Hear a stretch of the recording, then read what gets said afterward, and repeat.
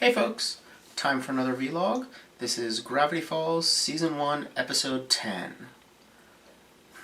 So I feel like these vlogs, the Gravity Falls ones in particular, have been getting shorter. And unfortunately, I feel like that's because there's been less to talk about. The show's good, but it's gotten a little repetitive. This is the second episode in a row, third or fourth overall, which is a lot out of 10, that's been about Dipper needing to grow up and grow out of what I've pegged as a nice guy syndrome kind of a mindset. And again, that's not to say it's a bad episode. It's actually quite a good episode. There was a lot of great video game gags. And I think that I'm actually, going to focus on those. I'm just going to acknowledge here up front, this was another episode about Dipper needing to grow out of nice guy syndrome, learning that competing over a woman, fighting for a woman, all that kind of, romance era 19th century bullshit is bullshit. And, you can't fight another man to get ownership of a woman. It's her choice. She picks who she wants to pick. So it's curious that Robbie is insecure enough to feel threatened enough by a 12-year-old boy that he has to fight him. And I don't like that. I preferred the previous episode where Robbie was, where the difference was that Robbie was actually relatively nice to Wendy, while Dipper was basically trying to manipulate her. But okay. I fully acknowledge that these are children and teenagers, and therefore not very well socialized, very easy for them to slip into simplistic patterns from what they've learned from media. I mean, adults are the same way, don't get me wrong, but adults don't have the excuse of being children. Dipper and Robbie do. Still, I would really like to see an episode with Wendy in it, playing a significant role that was about something other than Dipper and his absurd quest to earn her love, which is just a terrible concept. But we've been over that. We've been over that repeatedly, because the show has been going over it repeatedly. So instead, let's focus on what this episode did well. Let's focus on the ridiculousness of its video game stuff. So I should say, first of all, I grew up in the 80s. And one thing that happened a lot in the late 80s, thanks to a terrible movie called Tron. God, Tron is such an awful movie. Thanks to that movie, every children's cartoon, which was all cartoons in the late 80s, there were no cartoons that weren't for children until The Simpsons in '89. At least produced by Americans. Obviously, anime has always... whatever. There was basically an unwritten rule that every cartoon had to have an episode that was either about the characters getting sucked into a video game or the characters using a video game to program a robot. And that latter one has thankfully, as near as I can tell, died because it was a terrible concept, never made any sense, and always played out exactly the same way, where, because apparently moving a robot around is exactly the same programming as moving a sprite around on a screen. The robot would behave like the video game character and start destroying things. And it was always, always, always predictable and boring and terrible.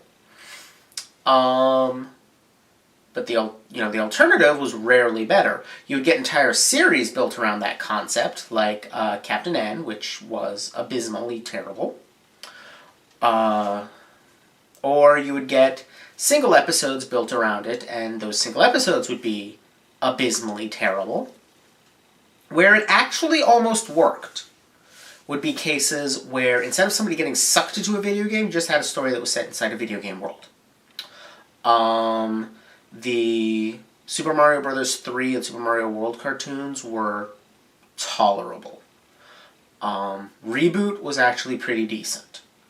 Later, in more modern times, we've gotten things that are actually really good that use that concept. Wreck-It Ralph was a great movie, and Kid Rad is my pick for the best webcomic ever.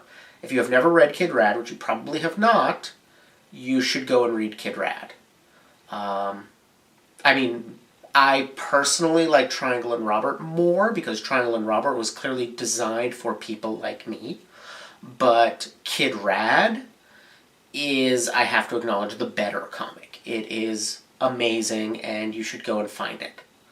It's gotten a little bit difficult to find. It's starting to have problems where modern browsers screw it up. But I believe people have been fiddling with it to try to make it work with modern browsers, so yeah, go looking for it. It is well worth it.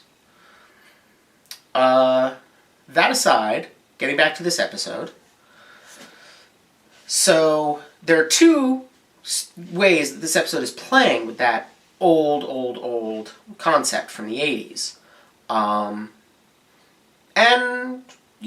we're talking about a time period that's around the same time, a couple years before, but still roughly around the same time as Twin Peaks, which is still pretty obviously this series' main, aesthetic inspiration. In terms of, mood and setting. Not so much art style, obviously.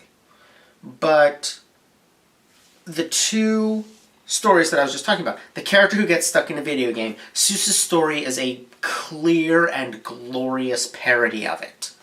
I love it. I love that the game is called Nort, which of course is Tron backwards. I love that it's the light cycle game from Tron. I love that on the side it's the game of the movie of the game. And I love that him getting stuck in the video game is him literally opening up the side of the cabinet and crawling inside. And that he had to smash his way out, as you can tell from the fact that when he shows up later driving that pickup truck, he's got remnants of it hanging off of him. That was all great. I am a simple man possessed of simple pleasures, and parodying the heck out of Tron is one of them.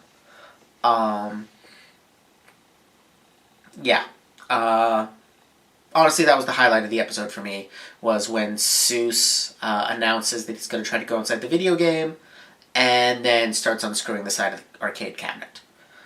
And then later, when we come back, and he's stuck inside the game, literally pressed up against the screen. Which, by the way, if you're not familiar, the way most of those screens worked was that it was a transparent glass plate, the screen was not the screen you saw. The screen was somewhere inside, and what you were looking at was just a transparent glass pane, and a mirror was used to reflect the screen inside the cabinet onto the pane. I'm not exactly sure why they did it that way. In fact, I honestly have no idea at all why they did it that way, but that is how they generally did it. So Seuss getting stuck in that space is not entirely unbelievable, that he would be jammed up against that window. So that was fun.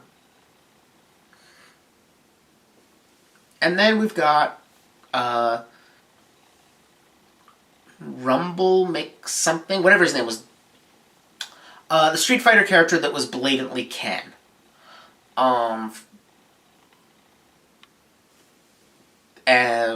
Sorry. So that's clearly a parody of the using a video game to program a robot, because it's video game logic being brought into the real world and causing havoc. The difference between it and that is that it's the actual character coming out, and it's actually funny. Because they have unlike all those cartoons I was talking about as a kid, who were by and large written by people who had never played a video game in their lives and were basing it on what they saw their kids playing. This was clearly written by somebody who has some intimate knowledge of video games, probably grew up playing them, and so it's really spot on. And it's a lot of jokes that would not occur to someone who was just watching their kids playing. Pixels being sharp when they high-five, that was great. I loved that. All the jokes about how he talks because of the terrible translation of the Street Fighter II arcade game. There was some really bad, very funny translation issues there. A lot of other games, Zero Wing has become famous for its terrible translation. That was a NES game, I believe.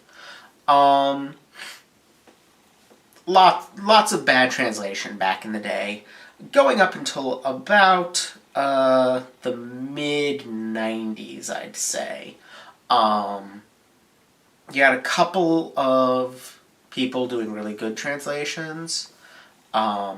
Nintendo's translations for their own games were starting to get reliably pretty decent by the mid-90s. Square had Ted Woolsey, and he did great, but then with Final Fantasy VII, for whatever reason, he moved on, or they dropped him, or they started using Sony's translation team, who, as near as I can tell, were probably Google Translate, except Google Translate didn't exist yet. Basically, Final Fantasy VII Final Fantasy Tactics had incredibly bad translations. Hilariously bad translations. And most other companies, they struggled with translation, because Japanese to English is a very difficult translation job.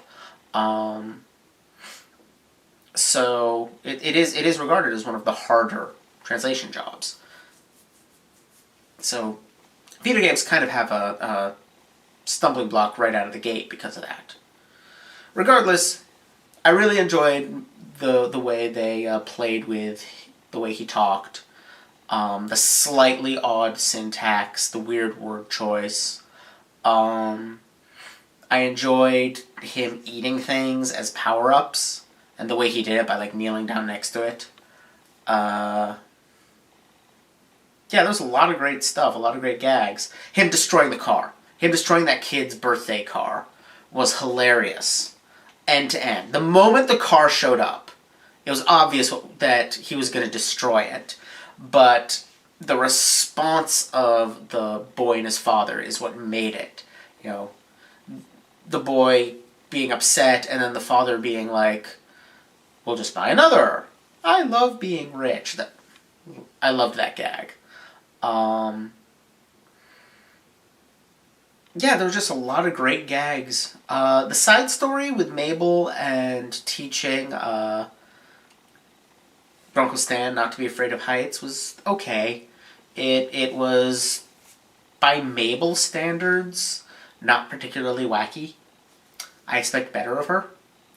I expect stranger of her. But at least the pig is still around, and that's great. I want more of that pig. I want that pig to be in everything forever. Yeah. So basically, the storyline was something we've seen before, but they got a lot of great gags out of it. They managed to take a tired old concept of 80s cartoons and make it actually fun and funny. And yeah, just generally had some fun with it. And honestly, sometimes that's enough. A series that's nothing but that can start to drag a bit. But so can a series that's nothing but serious examinations of real-world problems, or even non-serious examinations of real-world problems. Can also start to drag. So, this was alright. This was not their best episode ever, but it was fun, and I enjoyed it. Still would like to see something where Wendy gets to be something other than the person Dipper has a crush on. I'd love to see an episode with Wendy and Mabel hanging out. you know? Maybe we'll get that. Who knows? But for now, this was alright, and I continue to look forward to seeing what this show does next. So, thank you all, and see you next time.